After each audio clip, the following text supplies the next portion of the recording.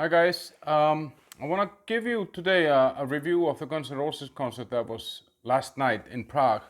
Uh, Guns N' Roses are on a world tour now, and they have quite a few European dates on that tour. They played here three times before. They played here in 1992, 2017, and then again yesterday.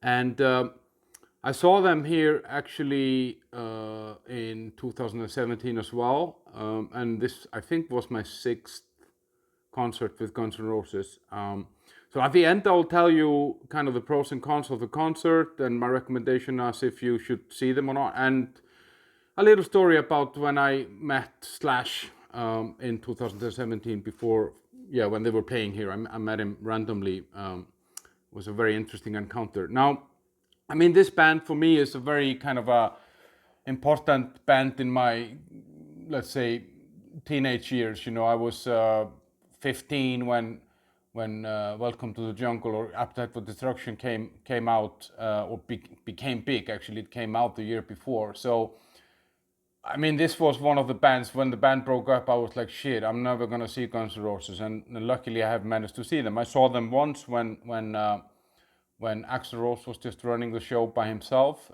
during the Chinese Democracy time, and then I've seen them five times with the current lineup, or kind of the reunion lineup.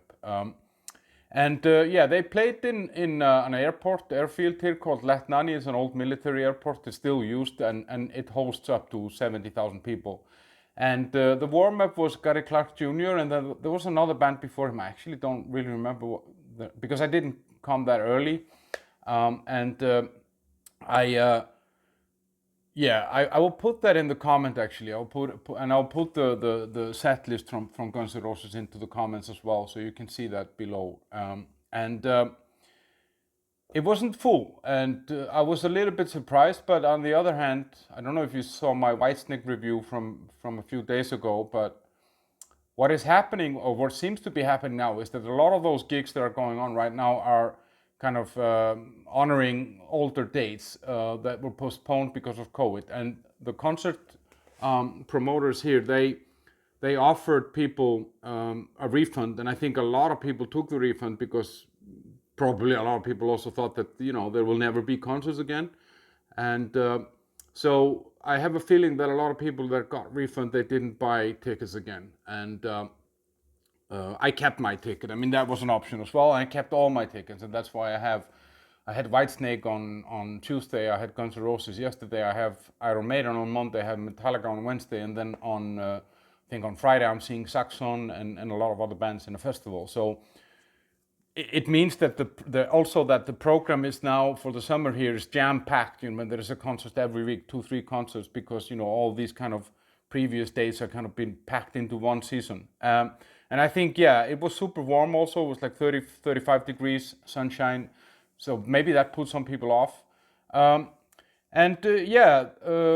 it wasn't packed, which was both good and bad. I checked the merchandising, the Guns N' Roses merchandising. There was 2 T-shirts from Gary Clark Jr., but there was the GNR merchandising was quite good. There was quite a wide range of things, some cool emblematic T-shirts like Appetite for Destruction and stuff like that. I think you should see a photo of this stuff right now. The warm-up band, Gary Clark. I saw 4 songs that he performed, and it was good, but it didn't really do a lot, I think, for the crowd. I didn't feel that it was really working the crowd, and people were standing right in front of the stage, but not really super responsive to the music. But I've listened to Gary Clark Jr., and he's cool, and he has got some really good songs, and you should check him out. But I'm not sure I would have wanted to, in this weather conditions, I'm not sure I would have wanted to necessarily come there if I would have known what to expect, let's say. And also I think some of the songs that he played were not the songs that I like the most about him. Sound quality was okay. It's an outdoor concert. It was kind of okay if you stood at the right place. I wouldn't have wanted to be at the stands or somewhere way in the back. I was in the zone A in the front. And then Guns N' Roses came on at like 6:45 p.m. and I think that's too early because especially now in the summer and in this heat and the sun, you kind of, yeah, it feels a little bit weird to be watching Guns N' Roses in broad daylight. I don't know. It's just not for me. It doesn't feel right somehow. But they play so many songs that that they actually played until it got dark. So they played 30 songs, which is amazing actually. I mean, it was I don't know, 2 hour, 40 minute show or something like that, and there are not many bands that do that. I mean, Whitesnake did 15 songs. I think Metallica is gonna do 15 songs. I think Iron Maiden does 15 songs. So, and this has always been the case with Guns N' Roses when I've seen them after the reunion, that they really do play a lot of songs and they really give the fans what the fans came for. And I didn't feel like there was anything missing in terms of the songs. That, like, if I was thinking about it, was there some song that I would have wanted to hear? I mean, there are songs from Use Your Illusion that I like this Locomotive and Pretty Tied Up, which I would have personally liked to see. But if I kind of look at the catalog and the fact that they played 30 songs, I can't really say that anything specific were missing. And yeah, the atmosphere was okay. I didn't feel the band had a great atmosphere. I mean, and actually, Axl Rose was more engaged with the crowd now than usually, and um, I like that. I really like that, but I didn't feel that the crowd was engaging enough with the band. I think you can kind of write it, and a lot of people here in Prague will get pissed off now, but I think it comes down to language because the average age on this concert is pretty high. You know, if I'm one of the young dudes, then it's old. And I think this generation that is there, they don't really understand English. No, I mean, like they barely understand yes and no. Some of them. So he doesn't get from the crowd what he could in other places where he's having this. From the songs, there were some surprises. I mean, they did "Reckless Life," which was great. From what is it? From this one here, right? Yeah, and that was really cool. They did a cover of AC/DC, "Walk All Over You." I was hoping they would do "Back in Black." They do that on some of the gigs. They did "Walk All Over You," and it was cool, and that it was interesting actually because when they did that song, I think that was like song number 6 or 7 or something. That's kind of when you felt like the band was okay. They're there, you know, because yeah, they needed somehow a time to warm up. They also did the what is it called? That song from Chinese Democracy. It was Street of Dreams. I think they haven't played that since 2008 or something. You know, pre-reunion, and that was a bit of a surprise choice for me because, obviously people didn't really know that song, and also it's, I think, a very challenging song to sing. But cool that they bring out some stuff. They did Hard School, Absurd, and some of this newer stuff. But other than that, all the kind of the old standards were there, and there was a time, what's his name? Duff, he sang a song, I Wanna Be Your Dog, the punk song. There was a guitar solo. Slash did a guitar solo, and there was a nice, actually, I felt on this gig that the other guitar player, Richard Fortus, he was more kind of, he was a little bit more in the spotlight than previously, and he's a really cool guitar player, and he has a very interesting style actually. It's I hadn't really realized before, but he did some soloing, and they did some kind of solo battle between those two, and then when you saw how he plays, and he uses finger picking a lot, like he wasn't using the pick all the time. It was really interesting, and he uses really cool kind of worn out cowboy guitars, and I don't know, he's some sort of a hybrid between Ron Wood and Izzy Stradlin or something. It's but in his own right, that was really cool. So yeah, the then to the performance of the band, I think, as I said, it took them 5, 6, 7 songs to kind of where you felt that to get the sound to work and to kind of sync, which is fine if you're playing 30 songs, but I know that they at soundcheck they do like 5 songs or something, which is also a lot, and so you would kind of expect a band like this to be, they could kind of hit the road running or hit the ground running. This is not the first gig of the tour. They had played in Norway, I think, and they were in South America as well before. So I was a little bit surprised by this, and I think you can hear it in some of the performances. That I have a video here, or we have a video here of Welcome to the Jungle. That was one of the first songs. It wasn't so great, and so there were a few songs there that didn't sound very good, but there were other songs where it kind of made up for it. And I don't know. For me, I think I would go and see Guns N' Roses, even if it be on the day that I die. I mean, I feel it as my civic duty to see this band because it had such a big impact on my life. I'll come back to that later, and yeah, me and Slash in that context. So as for the individual performances, I think Axl Rose had some great songs. Like I think Reckless Live was amazing. I think he did a good on Civil War as well. I think both of those songs are here on the channel. But he also had some really, really bad ones, and he went off the click track a few times, and which compared to previous performances that I've seen the band, this wasn't his best. I will be very honest about that. He has always been better than this somehow. And I don't know what it is. I mean, everybody can have a bad day in the office, and what I liked about it is that I'm pretty sure that they are their own worst critics, those guys, but they just keep on going. They didn't slow down. They didn't, and that's another point where somebody actually wrote as a comment on one of the videos here. He said that many bands that are like this old, they tend to kind of slow down the tempo so that they can better handle it. But Guns N' Roses doesn't. They go full gas, and I have a feeling that Axl Rose is out there to prove that he still has it, and he does in a lot of songs. But there were a few songs where I felt that it wasn't good, just to be very honest. So yeah, I think.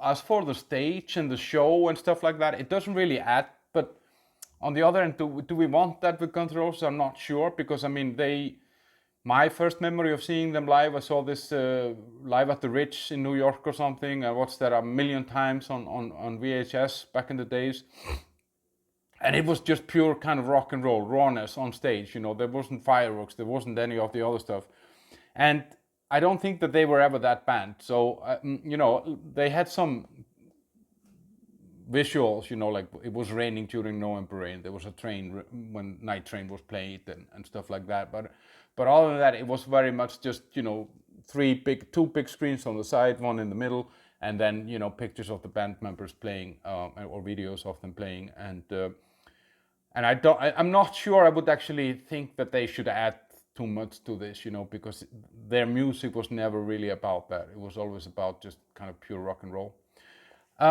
Yeah, so as I said, I mean, this band has played a big role in my life, and they played that song that is kind of like that's my goosebump song, and I get goosebumps now when I talk about it. It's really interesting. So I had my first time with a girl when I was 15 back in Iceland, playing Appetite for Destruction, and the most exciting moment of that evening was actually in the song Rocket Queen, which they played, and that song has always and will always be my favorite song with Guns N' Roses. They performed that song quite well, and and I sang along the whole time.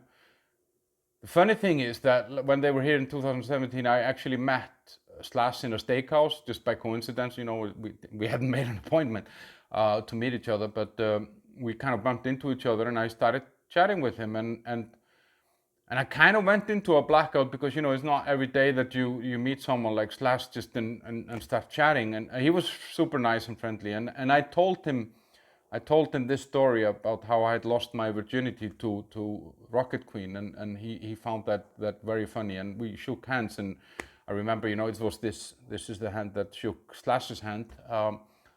I thought about not washing it. I've washed it now, because of COVID, I had to use the sanitizer, so I kind of lost Slash to COVID. So for me, that this colors my evaluation, or let's say recommendation for this concert. I think some people that they don't know Guns N' Roses, haven't maybe seen them before, I think they might be disappointed. But if you go there for a party, if you go there just to have fun, and you know that it's not gonna be 1989, 1988 Guns N' Roses performing there, it's gonna be men that are a little bit older, that the voices will be gone a little bit and the shape is a little bit different, then yeah, definitely take it for the ride, but I think a lot of people might, they might be, or I can see why people could get disappointed somehow with some of the songs. But it might have been just an off day, it's you never know with this stuff. The pros of this were they give the fans what they want, that's for sure. 30 songs, I mean, beat that, that's crazy stuff, all the right songs are there. There's nothing, it's not like they're holding back on Paradise City or something, like some bands do this. When they're on form, they're great. I mean, like when Axel is singing on form, and because the band is super good, they're amazing. Like they when they hit their stride, they fucking knock it out of the park. And it's fun, you can have fun there. And I think I like this Axl Rose that we had there yesterday. He was, chatting with the people, and I wish they would have chatted back, or at least understood what he was telling them. And it adds something, because I think he's also one of those guys that has kind of a bad reputation from how it was like in the early 90s for them, and showing up late and, bombarding everyone with bullshit. He I don't know, at least yesterday he wasn't that guy, for sure. And maybe he's doing what's it called, repentance, or, he's trying to redeem himself. So the cons, there was a really bad sound the first 30 minutes. They sometimes went off track during, and when you hit, I was thinking actually that if I would have had 2-3 beers, I'm not sure I would have noticed it. And maybe that's the thing, I didn't drink anything. But and they were, it was a very basic performance in a way, like, as I said, with the stage and lights. But on the other hand, that's a very double-edged sword. I'm not sure they should have that, but I could see that, I saw Rammstein there a few weeks ago. So I could see that people who, I will see Metallica, and I know that I'm going to see much more on Metallica than with Guns N' Roses. So, but on the other hand, when you're playing at 6:45 in broad daylight, what are you going to do with lights? It's fucking sunshine everywhere. It was 30 degrees and people are frying. And that maybe kind of brings me to the last point of the cons. Like, it starts too early. I don't know. For maybe it's unusually warm now. They've been saying that it's quite unusually warm right now, but 6:45 is just too early, and I could see it also on the crowd that people were coming late. The band had started when people were still coming in. I mean, it was a Saturday, so it's not like a working day, but it's very early. But you have to start early if you play, 2.5-3 hours. So I get that. But so overall, I would give this concert, I don't know. In my heart, it's the Guns N' Roses always gets 9.5. But if I tried to be a little bit objective, and I tried to take out that moment in '88 when I was listening to Rocket Queen, and I take away that moment when I met Slash, take away all those memories, then, and I try to be objective, I would give this a 7.5. Should you go and see them? It depends. I think the band, I don't think, time won't be reversed. Axl Rose is not going to become a better singer. If he just had an off day, then yeah, go and see them. If you've seen them many times before, I'm not sure. If you had to choose between, I don't know, spending your money on I don't know, food for your children or something like that, then buy that food. Don't spend it on this. But if you haven't seen them, you have the money. It's Guns N' Roses, guys. You know, it's hard to say. It's hard to say no to that. So yeah, check out. We have, I think, 4 videos from the concert. You can also follow us on Instagram, Metal and Rock Zone, on Twitter, Metal and Rock Zone. I think we also have a Facebook page now, and then of course subscribe to the channel and do all that stuff down here. We'll be uploading some more videos, and we have stuff coming up. As I said, of Iron Maiden on Monday. We have Metallica on Wednesday, then we have Saxon, and then we have some heavier stuff. We're gonna see this band Death to All, which is kind of a tribute band to Death, the death metal band, but by members that were members of Death at some point in time. And then Saxon, and yeah, I said that, and Sodom, Rotting Christ. I mean, some of the heavier stuff. We're into everything. I didn't buy this hat. They're not selling this hat. This is from my 2017 concert. So just so you know, don't go and look for this hat because you won't get it, but you can send me an offer if you won't buy it from me. Over and out. See you guys. Hope you enjoyed. Bye.